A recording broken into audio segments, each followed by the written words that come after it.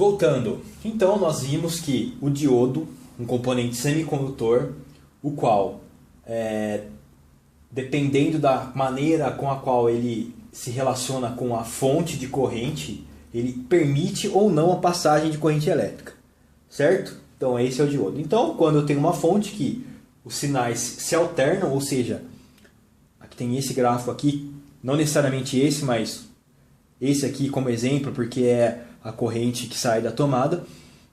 Quando eu tenho esse gráfico aqui, ou seja, aqui ele se comporta como se ele estivesse diretamente polarizado, que é essa configuração. E aqui, nessa parte da onda aqui, ele se comporta como se ele estivesse ligado ao contrário, ou seja, ele não permite a passagem. Ó. Tá? Vamos fingir que aqui está tudo bonitinho, não tá, mas tá. E a gente viu também que eu poderia sim ligar esse daqui na minha bateria, essa aqui na tomada, essa aqui que sai da tomada não, mas essa sim. Só que a gente viu também que essa daqui não é a maneira mais eficiente de ligar, de fazer um carregador de bateria. Tá? E a gente viu também que isso aqui é o retificador de meia onda. Por que que essa não é a maneira mais eficaz? Porque tem uma outra configuração, que é essa configuração aqui, ó, que é a configuração em ponte. E na qual o pessoal chama de retificação de onda completa. Tá? Então você vai ter esse gráfico aqui. Ó. Observe, ele não perde nenhuma parte do ciclo. Olha, ele aproveita todas. Tá? Essa aqui é a configuração ideal, que é a que a gente chama de ponte de diodo. Certo? Esse aqui é o retificador de onda completa. Tá? O circuito que a gente vai fazer é basicamente isso aqui.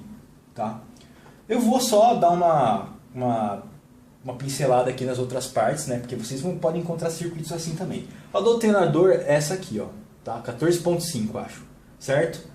Beleza. E por que a gente não faz ela? Porque eu não achei nenhum circuito que resultasse nesse gráfico. Não é difícil fazer, mas não precisa. Também... isso aqui já eu li lá no fórum que o pessoal usou isso aqui, deu certo e tal, então eu tentei esse aqui. E também porque eu estava com preguiça de fazer o resto do circuito. Mas enfim, esse aqui já funciona. Mas o ideal seria fazer isso aqui. Tá? Como que eu chego nesse cara aqui? Então, se eu colocar aqui o meu multímetro, eu vou ter esse gráfico aqui, certo? Ele é corrente contínua? Não. Ele é ideal? Não. Como que eu faria um gráfico ideal? Assim, ó, colocando um capacitor.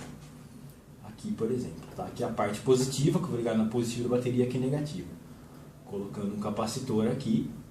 Certo? Eu consigo fazer isso aqui, ó. Nesse vale aqui que ele cai de repente, o capacitor, como que funciona o capacitor? Ele funciona como um copo de corrente, que ele enche e depois esvazia. Então, quando eu abro o circuito, ele esvazia a energia dele. Então tá aqui, ó. Aqui ele está sendo carregado. Aqui na hora que eu abro o circuito, ele descarrega a energia dele e não permite que isso aqui vá até o fim. Aqui, ó. Ele mantém isso aqui. Obviamente que ele não fica linear como aqui. Você tem esse cara aqui, que o pessoal chama de ripple, né? Ripple, que é o... Aí você tem uma onda assim, ó, que é essa parte vermelhinha aqui. Dá para melhorar isso? Dá, lógico que dá. O que a gente pode colocar aqui? A gente pode colocar um regulador de tensão, tá? Que é como acontece no alternador. Você tem o retificador e a parte de regulagem de tensão, que ele regula para 14.5. Exemplos de regulador de tensão: 7812, que regula essa diferença de potencial aqui para 12 volts, tá? Que não é o nosso caso, que a gente quer que seria outra tensão. Enfim, eu precisaria de um trafo aqui também, tá bom? Para chegar nessa tensão. Tá? Mas não tem trafo aqui, não tem...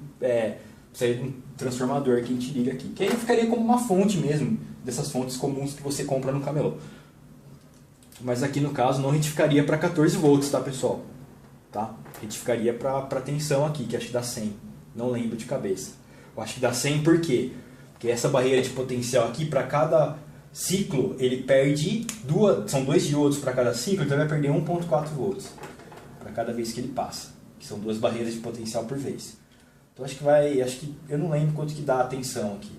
Eu medi lá, deu 100, acho que foi. Não lembro. Precisa calcular. Faz tempo que eu não faço essas continhas, porque faz muito tempo que eu saí da faculdade. Enfim. Mas então aqui, se eu colocasse um capacitor que aguenta, né, mais que 110, eu teria aqui uma onda assim. Tá? E para ter 14 volts? Eu precisaria colocar um transformador aqui. Mas puta, é um circuito muito comprido.